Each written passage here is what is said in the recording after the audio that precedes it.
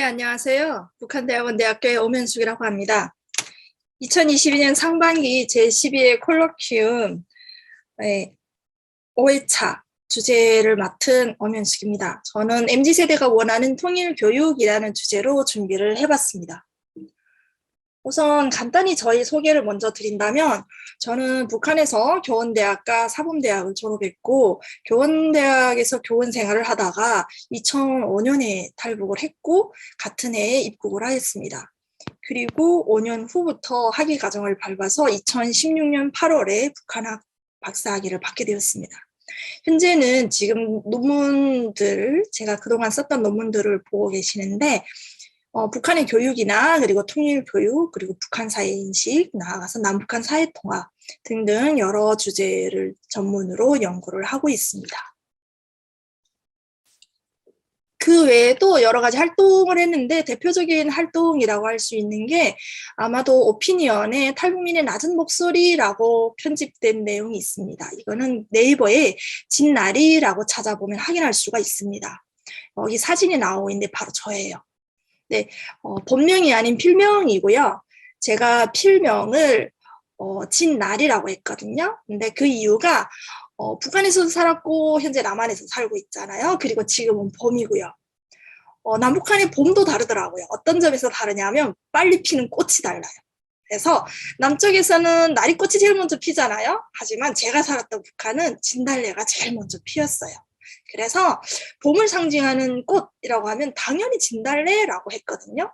근데 남쪽에 왔더니 꽃이 너무 많은 거예요. 근데 아마도 눈이 제일 먼저 띈 게 나리꽃인 것 같아요. 그래서 남북한의 봄을 먼저 알리는 꽃 두 이름을 따서 진나리라고 했습니다. 그래서 여기 오피니언은 제가 약 3년간 이 한국 생활의 어떤 여러 가지 자충우돌 정착기를 쉬운 말로 풀어서 조금 분량 많지 않게 한 겁니다. 그래서 처음에 말을 어쩜 이리 잘하세요부터 시작해서 맨 마지막 글이 사진으로 본 변화였습니다. 그래서 북한에서 살았고 그 사회에서 교육을 받았고 그리고 정작 사회생활은 북한에서 좀 했지만 이제는 대부분은 남쪽에서 하게 되었기 때문에 여러 가지 아무래도 다른 점이 있죠. 문화나 여러 가지 어떤 점에서. 그래서 그런 다른 점을 좀 비교했다라고 이해하시면 좋을 것 같습니다. 그 외에도 남북한 모두에서 교육을 지금 경험하고 있기 때문에 특히나 제 어떤 전공 영역이기도 하고 해서 통일교육을 주로 좀 많이 했습니다. 대표적으로는 2016년에서 17년 사이 서울통일교육센터가 국민대학교에 있었는데 그때 전문 강사로 해서 서울시 안의 초, 중, 고등학교 순회 강좌 통일교육을 전문으로 했었고요. 그리고 2018년 1월부터는 지금 강의 듣고 계시는 그 국민대학교에서 1학기부터 강의를 해서 지난해 12월까지 강의를 했습니다. 그 외에도 대학교와 대학원 4곳에서 현재 북한 및 통일 관련 과목을 교육하고 있습니다. 제가 남북한 모두에서 지금 결국에는 살아보고 지금 현재 통일교육이나 남북한 사회통합을 전념을 하고 있는 입장에서 우리 한국 사회가 말하는 어떤 통일교육, 제 관점에서 보면 통일교육의 중요성은 다음 두 가지로 정리될 수 있는 것 같아요. 그래서 제가 볼 때 가장 중요한 이슈가 접촉 경험이 부재하잖아요. 물론 2018년에도 뭐 왔다 갔다 했었고 이전에도 뭐 금강산 관광 등등을 하긴 했지만 이게 일회성이거나 어떤 단기적 성격을 떼었기 때문에 빈번한 또는 잦은 접촉으로 이루어지지 않았다라는 거죠. 그러니까 그런 환경에서 어떤 부정적 사건이 발생했다라고 하면 결국에는 그 반대편 집단에 대한 고정관념과 편견을 더욱더 강화시키는 방향으로 가더라라는 이슈를 발견했습니다. 두 번째는 아무리 국가 지도자들끼리 오늘부터 우리가 평화롭게 지냅시다라고 해도 그것이 제도화되지 않는 이상은 그 어떤 굉장히 불안정하다라는 것을 확인했고 그래서 계속 두 집단 간에는 갈등이 양산될 수밖에 없는 그런 구조로 가고 있지 않냐. 그래서 그런 점에서 볼 때 통일 교육은 분명 필요하다라고 저는 느끼고 있어요. 근데 이거는 저만 느낀 게 아니라 실제 여러 조사 우리가 시중에서 많이 듣고 계시잖아요. 특히나 2030 세대. 기본 타깃이잖아요. 근데 2030 세대였던 공감을 얻어내기 위한 20대 역사를 놓고 보면 항상 2030 세대가 주력이었어요. 지금 뭐 MZ세대라고 해서 요즘 세대가 뭐 못나거나 이게 아니에요. 그래서 그 내용을 좀 보도록 할 건데, 일단 가장 최근의 조사 결과를 보시면 뭐 기본 2030 세대에 좀 맞춰서 가져온다고 할 때 전체 응답자보다 확실히 퍼센트가 낮다라는 걸 확인할 수가 있고, 그럼에도 불구하고 전체 응답자조차도 높지가 않다라는 것을 동시에 확인할 수가 있는 거죠. 그러니까 사회 전반적으로 통일이나 북한에 대한 인상은 전반적으로 낮다라는 것을 확인할 수가 있습니다. 그럼 반면 북한은? 이라는 질문은 항상 들어요. 왜냐, 우리 사회에서 요즘 우리 젊은 세대가 통일인식이 낮은데 그럼 북한의 젊은 세대는 어때요? 북한도 변하고 있다면서요? 라고 이야기를 하거든요. 그래서 이건 좀 제한된 조사이긴 하지만 서울대학교 통일평화연구원에서 북한에서 살다가 나온 지 1년밖에 안 된 사람들을 통해서 이 조사를 계속 발전시키고 있는데, 그 조사 결과가 굉장히 흥미로워요. 뭐냐면 북한에서 살 때 20대는 되게 전체보다 8.2%만 낮은 거예요. 근데 얼마다? 85.3%인 거죠. 물론 북한도 전체 장기적인 시각에서 보면 막 100% 찍을 때가 있었어요. 그리고 꼭 20대만 낮은 게 아니라 어떤 때는 3, 40보다 더 높을 때도 있었어요. 교육의 효과라고 이야기할 수도 있겠죠. 아무튼 전체적으로 볼 때 북한의 경우에는 20대가 남한의 20대보다 통일을 해야 된다라는 인식이 굉장히 높다라고 이야기할 수가 있고, 전체적으로도 굉장히 높다. 거의 뭐 60대는 100%를 찍어버리니까. 그러니까 그런 점에서 남북한의 이런 차이를 확인할 수가 있는 거죠. 근데 뭐 체제가 다르니까 그 사이에서 통일은 이제 뒤에서도 보겠지만 어떤 수령의 소원이기 때문에 그런 어떤 관점이 비교됐 라고 할 수도 있죠. 하지만 한국 사회는 다르다라는 거예요. 북한과는 다른 사회다. 그런 지점이 2015년에 방영된 다큐에서도 나왔어요. 대표적인 다큐가 남북미생이라고 해서 한국인인데 독일 국적 감독이 가서 찍은 남북한 여대생을 조명한 다큐가 있습니다. 현재는 한국에서 서비스하지 않지만 2018년에 저희 북한대학원대학교에서 남북한 사회통합, 마음통합 연구를 주로 할 때 이때 초청을 해서 상영을 했던 초청작이고요. 2015년에 그 DMZ 국제영화제의 초청작이기도 합니다. 굉장히 좀 유명한 영화인데 현재는 공개를 안 하고 있죠. 그래서 가져왔습니다. 남한 여대생 허성경과 북한 여대생 방계영 두 여대생을 비교한 영화예요. 근데 이들의 사회 경제적 지위를 잠깐 본다면 부모 모두 의사예요. 그리고 자매가 있거나 남매가 있거나, 그리고 남한의 허성경은 지방 출신인데 서울에서 자취하고 있고, 북한의 방계영은 평양에 거주하고 엄마 집에 부모님 집에서 거주하는 형태로 나오고요. 남한의 허성경이는 학업에 아르바이트에 취미 활동에 정말 바쁘게 살고, 북한의 방계영은 뭐하냐? 공부 아니면 취미 활동하는 이런 식으로 나오고 있고요. 그 작가가 감독이 이 두 여대생에게 물어봤어요. 너희 꿈은 무엇이니? 라고 물었더니 북한의 여대생은 나는 훌륭한 성악가가 되는 게 소원이에요 라고 이야기하는 반면에, 남한의 허성경은 되게 좀 부정적으로 이야기해요. 물론 공감할 수 없다라는 의견도 있을 수 있지만 자살하지 않는 거다 또는 암에 걸리지 않는 거다 라고 이야기를 하는 점을 확인할 수가 있어요. 더불어서 제 경험을 소개한다면, 저도 한국에 와서 나는 자살 생각은 안 했는데 암에 걸리는 게 너무 무서운 거예요. 왜냐하면 TV만 틀면 막 암에 걸린다든지 뭐 중병 재해 있다든지 막 이렇게 광고 하는 거 보면 나 되게 멀쩡했는데 갑자기 막 암이 올 것 같아요. 그래서 막 보험 들어야 되지 않냐 막 이렇게 그 보험에 유혹에 빠진 적이 한두 번이 아니었어요. 그래서 그때 이 남북미생에서 허성경이가 암에 걸리지 않는 거라고 이야기했을 때 왠지 공감이라는 생각을 했던 그런 기억이 있습니다. 그렇다면 기본적으로 이 두 여대생, 남북한 두 여대생이에요. 둘 다 20대니까. 그 두 여대생의 통일인식을 비교했는데 극명하게 다르게 나오고, 어떤 점에서는 굉장히 공감받을 만한 그런 대목이 나옵니다. 그게 뭐냐면 남북한이 생각하는 가까이 남북한에 대한 인식이 일단 다르죠. 별개의 나라, 하나의 나라라는 점이고, 국가 환경을 본다면 남한은 훨씬 잘 사는 나라이고 반면 북한은 훨씬 안 좋은 환경이다라는 게 나오고, 반면에 통일에 대한 인식을 보았더니 남한의 학생이 생각은 통일 무관심해. 언제 통일까지 생각할 때가 있냐라고 이야기한다면 북한의 여학생은 통일을 소망한다 라고 이야기를 하죠. 그래서 그 통일 문제가 그래서 북한의 경우에는 우리의 중요한 문제라고 말하는 반면 남한의 경우에는 그건 나라의 문제지라고 이야기하는 지점을 확인할 수가 있고, 그 이유가 뭐냐라고 했더니 아니 언제 북한까지 생각할 새가 있냐라고 이야기가 돌아왔죠. 반면에 북한 여대생은 우리 미래에 영향이 있다 통일은 이라고 긍정적으로 이야기하는 걸 나타났습니다. 반면 그런 부모 세대의 관심은 어떠할까? 우리가 흔히 이야기할 때 2030 세대와 왜 그 기성세대라고 이야기하는 부모님 세대가 있잖아요. 그러면 남북한의 부모님 세대는 어떻냐라고 했을 때 굉장히 재미있는 이슈가 뭐냐면 남한의 20대 여학생은 통일에 무관심하다 했고 그건 나라의 문제라고 했잖아요. 반면 그 아빠는 통일은 굉장히 중요한 문제고 그거 다 우리 문제다라고 이야기해요. 그 연장선상에서 북한 여대생이나 그 아빠는 남한의 아빠랑 같은 생각이에요. 우리 미래에 영향이 있고 통일은 굉장히 중요한 문제고 반드시 통일이 돼야 되고 이런 식으로 이야기하는 것을 확인할 수가 있어요.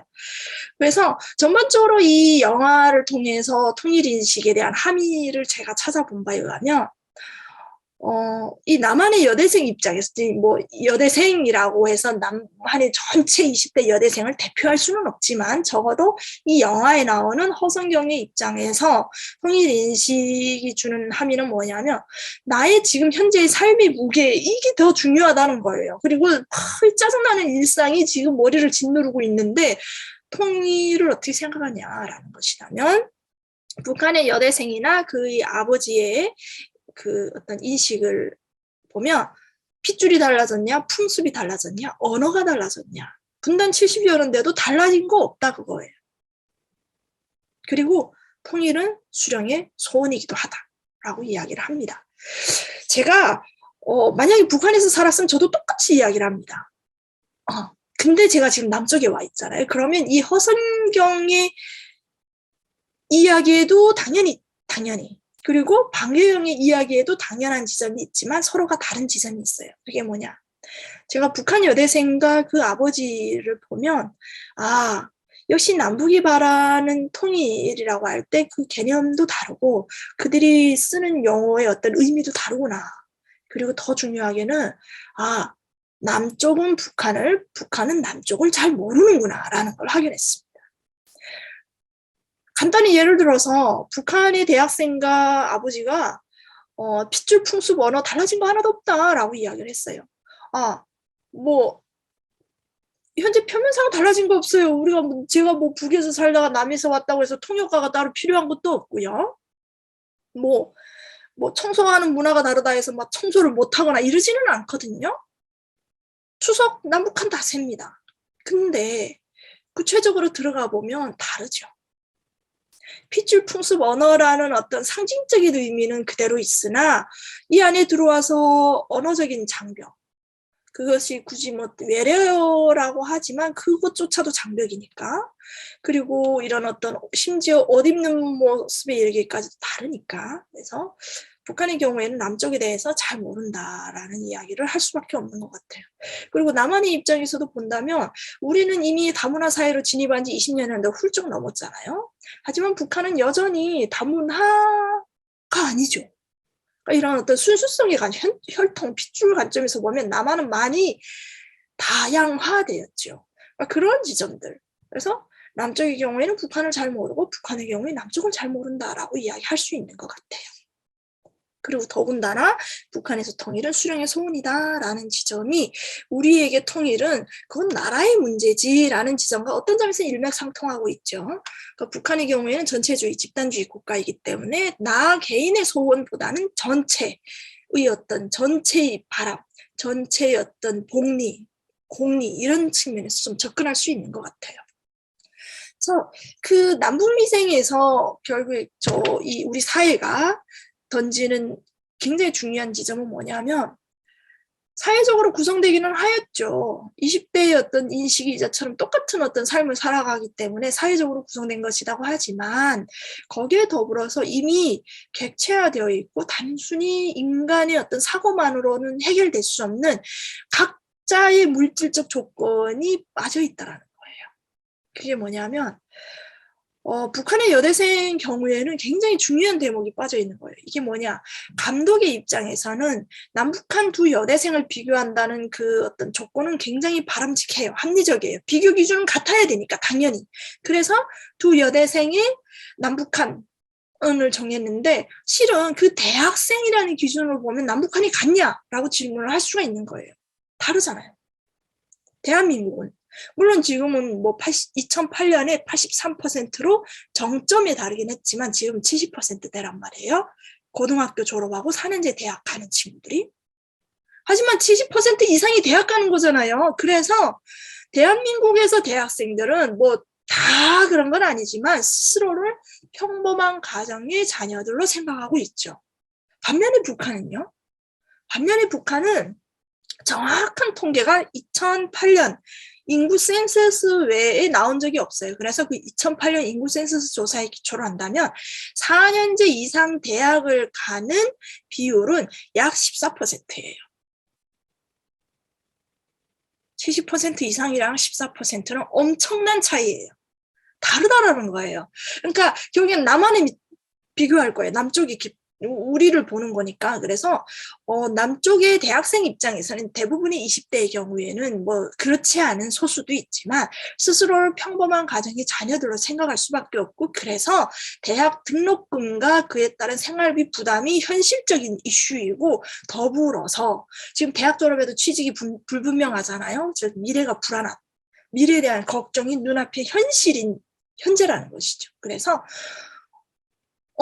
그런 어떤 물질적 조건, 우리 통일이라고 말하는 그거에 이런 각각의 물질적 조건이 강가되어 있다라고 말할 수밖에 없는 거예요. 그러다 보니 통일이라는 건 뭐예요? 나라의 일이라고 보는 게 어떤 점에서는 굉장히 누구나 다 그렇게 생각할 수 있다라고 보는 거죠. 그래서 국가의 문제보다는 개인의 문제가 더 중요한 사회가 된다라는 것이고, 그 더군다나 개인의 문제가 왜 중요하냐? 굉장히 자본주의 국가가 이 남한 사회가, 제가 북한에서 살다가 왔을 때는 얼마나 풍요롭고 세상에 물건이 넘쳐나요. 한번 쓰고 버리는 일회용품 세상에 저거 저 멀쩡한 거 버려? 얼마나 풍요로워요. 근데 학생 개개인의 입장에서 보면 경제적으로도 부모만큼 성과를 낼 수 없다는 거 너무 자명하지 않아요? 그리고 어릴 때부터 경쟁적인 사회에 노출되면서 세상을 넓게 볼 어떻게 여유가 있어요? 내 지금 앞에 미시적인 일상이 지금 현실인데? 그러다 보니 과거의 국가주도의 어떤 통일 교육, 즉 교육으로 사고의 방식을 바꿈으로 해서 결국엔 변화를 도모하겠다라고 하는 그런 어떤 기존의 방식의 한계가 너무 뚜렷하게 나타난다라는 것이고, 그 결과가 이런 남북미생이라든가 아니면 이식조사를 통해서도 나오는 것이다라고 저는 판단하고 있습니다. 그리고 마찬가지로 지금 우리 머릿속에, 지금 대학생이죠? 머릿속에 온갖 무슨 머리가 있어요. 취업을 해야 되는 그 취업 이슈가 있죠. 뭐 부동산 문제, 뭐 결혼 문제는 그 다음의 이슈이기도 하고. 근데 취업을 해야 되는데 그게 정상적인 사고인데 그 뚝 떼내고 거기에다 통일을 집어넣으면 아마 부모님 세대가 그거를 정상이라고 할까요? 어떤 점에서는 굉장히 비정상적인 상황이 된다라고 이야기할 수가 있는 거죠. 그래서 실은 언론이나 이런 점에서 막 2030 세대가 막 문제가 많다고 막 이렇게 떠드는 게 굉장히 뭐라고 해야 돼요? 나는 이해가 안 돼요. 기성세대가 오히려 더 문제가 많지 않나? 아니 이제처럼 이렇게 합리적인 사고를 가져가면 당연히 잘못이라고 말하는 게 결국엔 기성세대 관점인데, 그래서 과연 2030 세대가 문제냐라는 인식이 굉장히 팽배하게 지난해부터 연구로 많이 진행이 됐어요. 그중에 통일연구원의 박정아 박사님 연구가 굉장히 의미 있는 연구가 있어서 가져왔어요. 그래서 보통은 우리 사회가 지난해만 해도 얼마나 문제가 많았어요. 2030 세대가 문제가 많다고 굉장히 뭐라 했잖아요. 근데 과연 2030 세대의 통일인식만 문제냐라는 거예요. 2030 세대 통일 인식도 문제다라고 볼 거냐, 아니면 그들의 인식만 문제냐라고 볼 거냐, 이 두 가지 이슈가 있다라는 것이죠. 그래서 살펴봤더니 2030 세대는 시대를 막론하고 언제나 문제였다라는 것을 확인할 수가 있는 거예요. 연구원이 94년부터 2020년 사이에 나온 모든 통일 인식 관련된 조사를 쫙 놓고 봤더니 뭐예요? 20대, 지금 20대가 맨 밑에 있는 빨간 줄이죠? 20대의 인식은 항상 기성세대보다 낮았다라는 걸 확인할 수가 있는 거예요. 항상 낮았다. 물론 전체에서 이렇게 기울어지긴 했지만 그럼에도 불구하고 기성세대가 있다면 2030 세대는 항상 낮았다. 그러니까 지금 우리가 기성세대라고 말하는 그 50대, 60대조차도 1994년으로 돌아가면 기성세대보다 항상 낮았다라는 거예요. 그러니까 기성세대가 2030 세대 보고 너의 통일인식이 문제다라고 말할 자격이 있냐라는 거예요. 실은 비난하는데 그 비난이 합리적이냐라고 되묻는 거예요.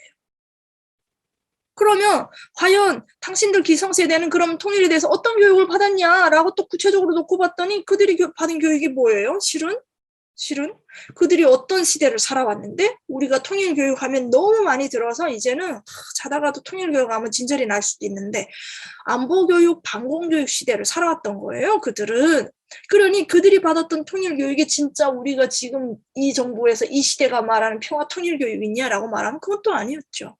그런데 지금 와서 통일을 해야 된다라고 말하는데 2030 세대의 통일인식이 낮다라고 그들도 비난할 자신이 있냐. 비난할 그런 어떤 정당성을 갖고 있냐라고 보면 그건 아니다라는 거예요. 즉 어떤 점에서 이 조사가 굉장히 의미가 있는 게 기성세대와 젊은 세대 통틀어서 당신들이 그럼 북한에 대해서 알고 있는 문제가 얼마나 많고 실제 알고 있는 지식하고 사회가 기대하는 지식하고 그 갭을 놓고 봤더니 보시면 20대 실제 지식이 기성세대보다 더 높아요. 더 높죠? 근데 기대하는 내가 사회가 원하는 지식보다 적게 갖고 있네? 라고 스스로가 위축되어 있는 거예요. 반면에 기성세대는 실제 지식은 굉장히 2030보다 낮으면서도 내가 굉장히 많이 알고 있는 것처럼 착각하더라라는 걸 확인할 수가 있습니다. 그래서 이로써 어떤 점에서는 기성세대가 지난해 절정을 달했지만 2030 세대의 통일인식이 문제다라고 비난할 자격은 없다라는 것이에요. 한마디로 없다. 그러면 2030 세대, 아까 우리 처음에 남북미생을 통해서도 살펴보았지만 그럼 2030 세대가 왜 그토록 통일에 무관심할 수밖에 없는지. 근데 그게 꼭 2030 세대로 해서 문제가 아니라 과거로 보았을 때 2030 세대는 항상 기성세대보다 문제였다라는 걸 확인할 수가 있고.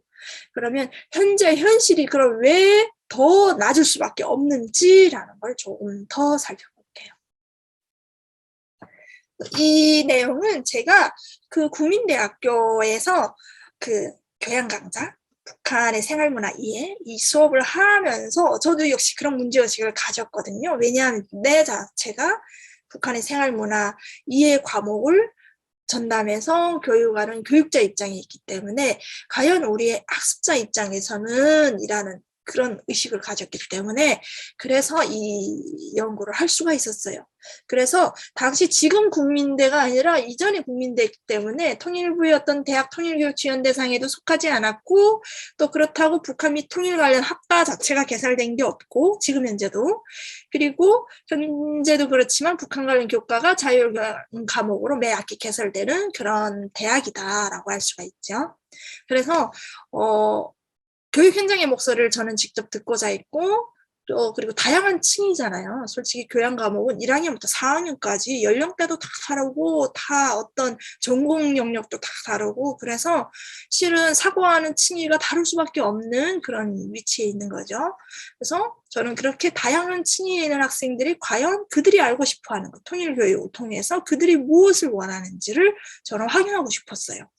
그래서 근데 그냥 확인할 수는 없으니까 미디어에 나타난 북한 사회를 보면서 그들이 실제 어떤 경험을 했는지 분석하고자 했어요. 그래서 2020년 1학기부터 2학기 태양 아래를 신청한 이후에 제출된 보고서에서 가져왔어요. 아마 이 지금 특강 들으시는 분 중에 제 수업 들으신 친구가 있으실 거예요. 그리고 만약에 그 수업에서 이 페이퍼가 채택이 되어서 제가 아마 다 문자를 들었을 거예요. 동의서는 당연히 다 받았는데 이게 원고로 나갑니다라고 제가 이렇게 메일 드린 친구들이 있을 거예요. 물론 많지는 않지만 아마 이 특강 들으시는 분 중에 있을 수 있다라고 말씀드릴 수 있는 것 같아요. 제가 당시 수업 시간에 보여드린 영화가 태양 아래입니다. 이거 역시 해외 다큐팀이 북한에 들어가서 찍은 진미야 행복하니 태양 아래입니다. 이거 이미 보신 분들도 있을 것이고 되게 화제가 됐었어요. 2016년에 대형 영화관에서는 북한 눈치 살피느라고 못 틀었고요. 독립영화관에서 태양 아래를 돌렸습니다.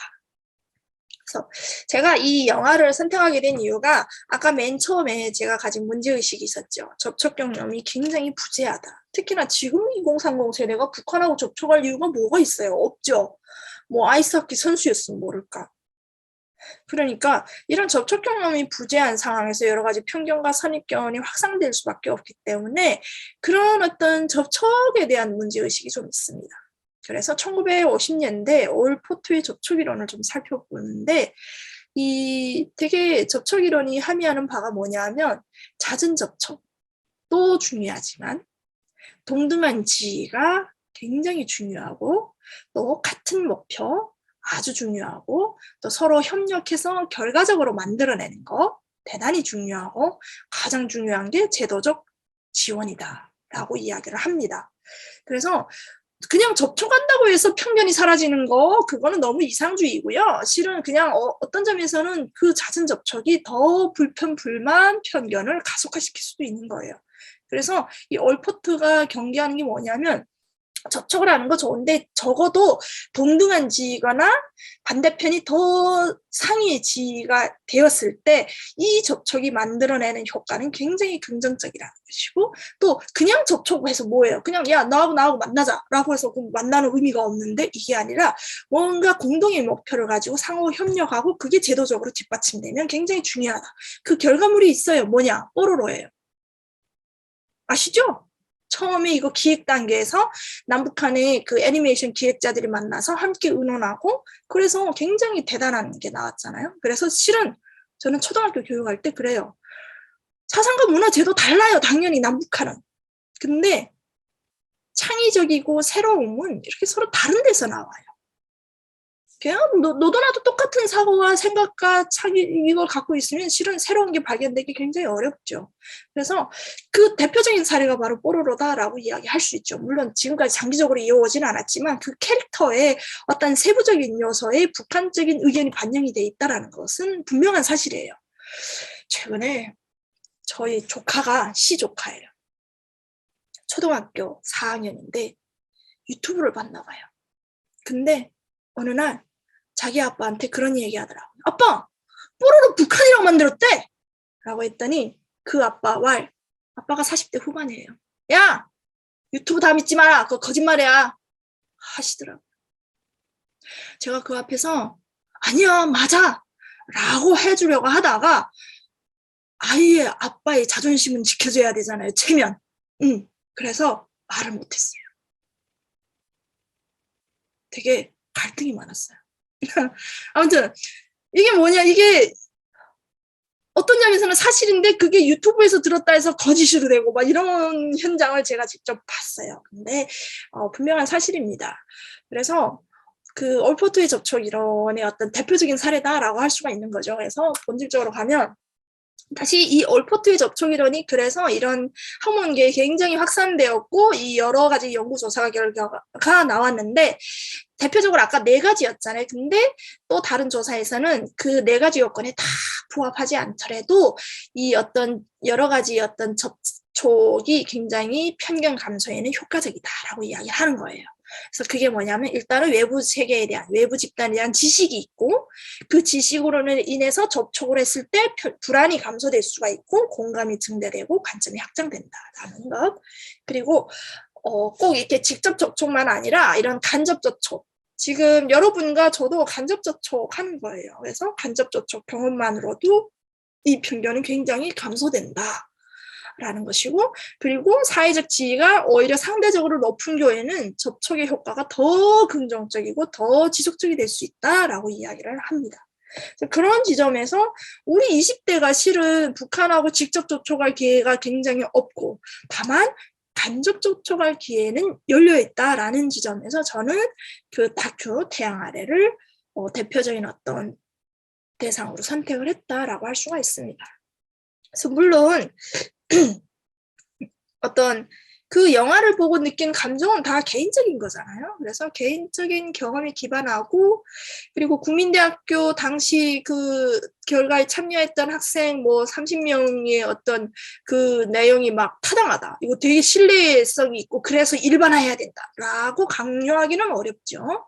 그럼에도 불구하고 어떤 점에서는 수치로는 확인할 수가 없잖아요. 통계라든가 이런 조사를 통해서는 확인할 수가 없는 그런 개개인의 어떤 인식을 분석할 수 있다라는 점에서는 굉장히 흥미롭다라고 이야기를 할 수가 있는 것 같아요. 다만 제가 늘 강조하는 게 뭐냐면, 오늘 이 시간도 마찬가지예요. 내가 이야기하는 것과 반대로 학습자가 이야기하는 것은 다를 수가 있어요. 내가 주고자 하는 목적에 비해서 학습자가 인지하는 경험은 다를 수 있다는 건 항상 전제되어 있습니다. 그래서 여기 계시는 여러분도 비판적으로 보시는 거 환영합니다. 우선 그 국민대학교 학생들, 그 20년 2학기를 들었던 학생들이 태양 아래를 보여주고 어떤 기말 페이퍼, 중간 페이퍼를 제출하라고 했는데, 태양 아래를 본 어떤 자기의 감성에 대해서 이야기하라고 했더니 대부분의 학생들이 뭘 쓴지 아세요? 과거에 우리는 어떤 통일 교육을 받았지를 먼저 해고하더라는 거예요. 굉장히 독특한 지점이었어요. 왜냐?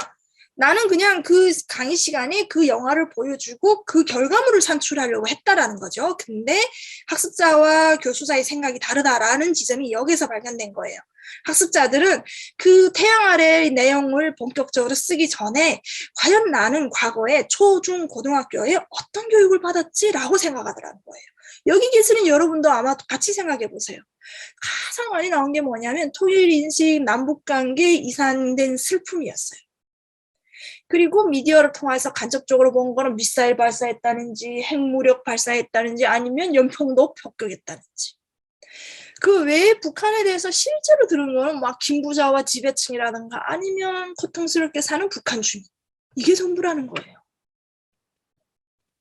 이건 내가 쓰라고 강요한 게 아니라 학생들이 스스로가 쓴 거예요. 즉, 굉장히 통일 교육이 한쪽으로 치우쳤다라고 이야기할 수 있는 것 같아요.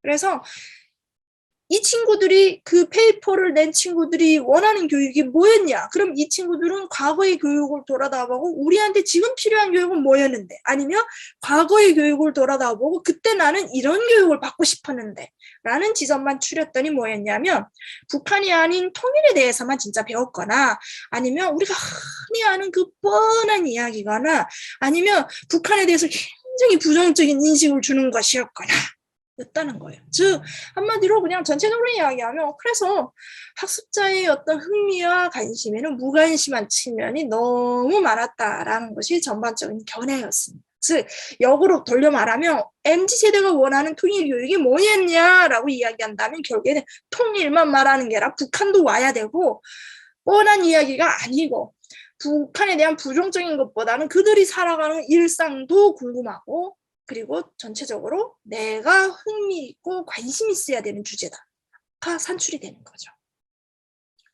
그래서 지금까지 통일교육의 어떤 결과를 결국 추려보면 굉장히 왜곡된 시선으로 적대국이거나 가난한 국가로 인식되는 순간 북한에 대한 온전한 이해는 불가능하다라는 것을 확인할 수가 있었고요. 그리고 아까도 이야기했지만 사회적으로, 왜냐하면 어차피 사회화라는 걸 거치잖아요. 자본주의 사회도 유치원 다니고 어린이집 다니고 유치원 다니고 초등학교 다니고 하면서 사회화 되잖아요. 그래서 사회적으로 구성되긴 하였지만 말씀드린 것처럼 개개인이 갖고 있는 물질적 조건들이 굉장히 강화된 채 국가 주도의 어떤 교육이 주는 어떤 한계가 분명했다라고 이야기하는 것이고, 그래서 어떤 통일교육의 시사점은 한마디로 스스로를 되게 이렇게 평범한 가정의 자녀를 생각했잖아요. 그리고 현재, 즉 현재와 미래의 어떤 불안함들이 있다라는 거죠. 그게 해소되지 않는데 계속 그 통일이 언제 될지 모르겠는데 아무튼 통일이 되면 이럴 것이다 저럴 것이다라는 게 굉장히 비현실적으로 들릴 수밖에 없죠. 이상은 이상인데 현실과 좀 많이 괴리됐다라는 생각을 지울 수 없는 것 같아요. 그래서 더 공감을 받지 못하는 게 아닐까라는 생각을 했습니다. 그래서 계속 반복되고 있죠. 맨 처음에 주장가. 복습 차원에서 통일을 한 어떤 국가의 문제보다는 개인의 문제가 더 중요하다. 그리고 겉으로는 대단히 풍요로워 보이지만 상대적 빈곤 또는 상대적 결핍을 느끼고 있다라는 것이고, 현재 대학생이라는 그 입장에서 본다면 졸업은 해야 되겠고 취직은 해야 되겠고 등등의 내 앞에 현실적인 문제가 더 중요하다라는 것이죠.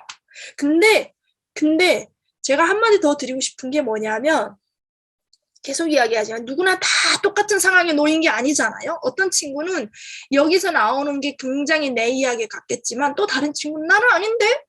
나는 뭐 더 해보고 싶은데? 뭐 이런 생각을 가질 수도 있어요.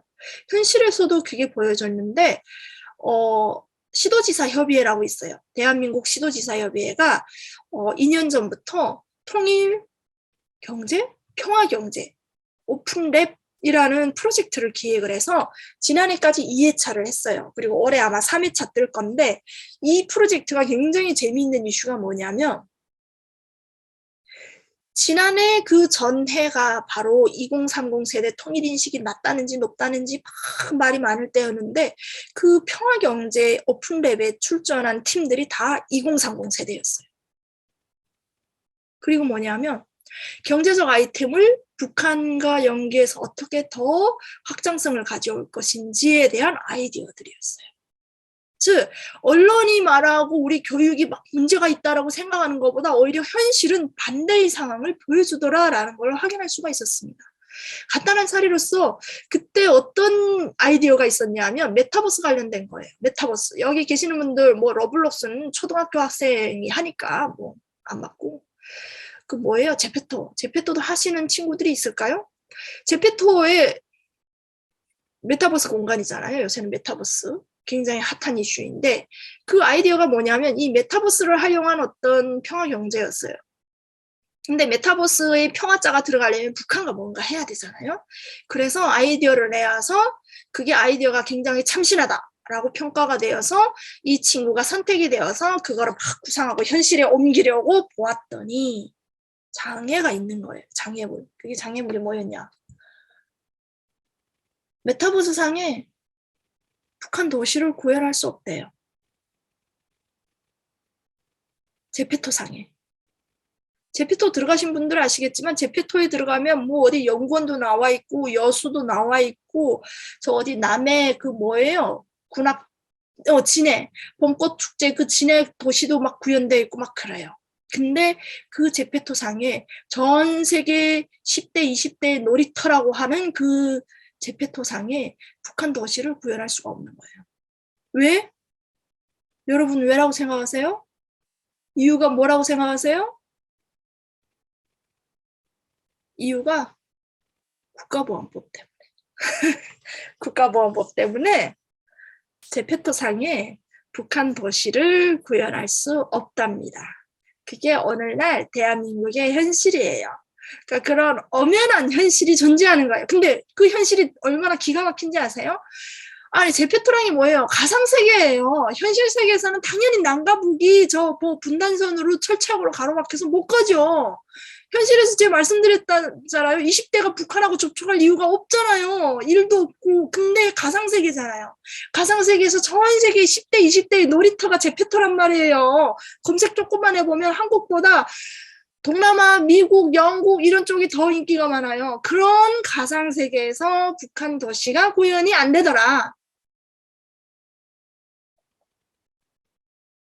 그래요. 즉 그렇게 막 여유가 없어서 그 통일까지 생각할 시간이 없어. 여유가 없어. 라고 하시는 분도 계시지만 그런 여유가 있으신 분들도 그 가상세계조차도 그것을 구현하기가 어렵다라는 것이 대한민국의 오늘날 현실이에요. 그런 현실에서 즉 현실 세계와 가상세계가 동일한 대한민국 현실에서 통일 교육은 굉장히 중요하다. 왜? 그러니까 중요한 거예요. 그러니까. 근데 또 더불어서 막 그 와중에 막 부모 세대 뭐라고 해요. 아까 취직이 있고 결혼이 있고 막 이런데 그 안에 통으로 드러내고 통일자 집어넣으면 당연히 부모님 세대는 제일 이상하다라고 안 하겠어요? 그런데 아무튼 그 부모님 세대는 너희들은 더 노력해야 되고 포기하지 말라고 오늘도 윽박지르죠. 그 와중에 청년 세대는 뭐예요? 뭐 하나 제대로 되는 게 없고 뭐 앞날도 불투명하고 졸업한다고 해서 취직되는 것도 아니고 해서 코로나 2년 동안 졸업 안 하는 친구들이 제 주변에도 많아요. 조카들. 왜 졸업 안 해? 라고 했더니 취직 안 되니까 취직된 다음에 졸업한대요. 그래서 야 취직된 다음에 졸업할 수 있니? 했더니 아니 그게 아니라 창업한대요. 네, 여기도 아마 그런 생각 가진 분들도 있을 거예요. 즉 굉장히 고립되어 가는 청년층이라는 거예요. 그래서 국가적으로는 굉장히 통일교육이라고 강화한다고 하지만 즉 그들에게 기성세대는 이 어린 세대가 통일까지 생각할 수 있는 여유조차도 만들어주지 않았다라는 지점이 한계가 있죠. 분명히 한계예요. 그거는 저는 제 1이 남북한 통일이고 남북한 사회통합이고 그래서 남북한이 왔다 갔다 2018년처럼 잘 되는 거 당연히 바람직한 현상이라고 생각하고 그렇게 되어야 좀 분위기 타서 이제처럼 막 하지 말라는 뭐 새로운 평화경제도 구상할 수 있고 북한과 뭔가 협력도 가능한 거지 지금처럼 뭐 미사일 쏘고 언제 핵 쏠지 걱정하고 전쟁 궁금하고 막 이러는 게 정상은 아닌 거죠. 실은. 아무튼 그런 어떤 통일까지 생각할 여유가 없는 시대를 만들어 놓은 거는 결국엔 기성세대의 책임인 것은 분명한 거죠. 그래서 젊은 세대, 2030 세대는 더 높이 큰 소리로 이야기를 해야 돼요. 이럴 때일수록 나도 통일을 생각할 수 있게 예측 가능한 미래를 그릴 수 있게 만들어라. 기회를 줘라. 가능성을 현실이 되도록 우리가 노력할 것이니까 그렇게 가능하게 해라라는 거. 그래서 저는 그런 거예요. 제가 지금까지 대한민국에 와서 계속적으로 통일 교육을 하고 있지만 제가 할 때마다 느끼는 것은 그런 어떤 여유가 있는 집단과 여유가 없는 집단 둘로 보고 여유가 있는 집단에게는 어떤 가능성이 있는지 즉 북한에 대해서 어떻게 합리적으로 이해할 수 있는지 그들이 일상 문화는 어떠한지 그 속에서 가능성을 찾아낼 수 있는지에 대해서 주는 것이라면 오늘 현재를 생각할 수 없는 미래 세대에게 저는 좀 더 희망을 준다면 그게 왜 현재가 불안정하고 미래가 불안정하냐면 현재 남북한이 요 좁은 땅덩어리에 그것도 둘로 나뉘어가지고 굉장히 요 안에서 지지고 볶고하기 때문이에요. 만약에 확장이 되죠? 북한 문재인 대통령 그거 한마디는 굉장히 잘하셨어요. 왜 뭐냐 GDP 50배 차이가 나고 무역액 400배 차이가 나는 게 오늘 남북한 현실이에요. 그 말은 뒤집어 말하면 뭐예요? 그만큼 경제적으로 사회적으로 어마어마한 가능성을 갖고 있는 데가 북한이라고요. 그러니 우리가 앞으로의 미래 나의 미래에 어떤 세상이 펼쳐질지 모르는 거예요. 제가 20년, 16년 전에 대한민국에 올 때 북한에서 떠날 때 이런 미래가 있다는 거 생각하고 온 적 없습니다. 요새는 글로벌 시대에 누구나 다 이주가 가능해요. 코로나 이제는 잦아드니까 또 해외여행 가잖아요. 누구나 가능한 시대입니다. 언제 어떻게 바뀔지 모르는 거예요. 불안정하기 때문에 더 관심 가지고 그 주제에 이런 기회가 있을 때 한 번은 좀 더 생각해 보는 게 나중에 갔을 때 한 번도 생각해 보지 않은 거랑 한 번은 겪어봤거나 생각했던 거하고는 분명 차이가 있다라는 거죠. 그런 지점에서 여유가 있는 집단과 여유가 없는 집단 그럼에도 불구하고 그들이 원하고 그들이 관심 갖고 그들이 흥미로워하는 주제로 교육이 이루어져야 된다라는 지점을 저는 강조하고 싶습니다. 네, 제가 또 다음에 기회가 있어서 국민대학교에서 교양과목 북한의 생활문화 이해 수업을 한다면 아마도 그런 기회에 좀 더 부응할 수 있는 그런 자료와 조건들로 좀 더 준비하지 않을까라는 기대와 희망을 가지면서 오늘 시간 참여해 주신 여러분 대단히 감사합니다. 그리고 12기 통일 콜로키움 그 주제들을 쭉 보았는데 굉장히 다양한 주제로서 여러 가지를 여러 전문가들이 심도 있게 논의해주는 장인 것 같아요. 그래서 이런 장을 만들어주신 국민대학교 한반도 미래연구원 그리고 여은철 교수님과 그 연구원에 있는 여러분들께 감사드리고 그리고 이 교육을 받고 계시는 대학생, 대학원생 그리고 일반 시민 여러분께도 감사드립니다. 수고하셨습니다.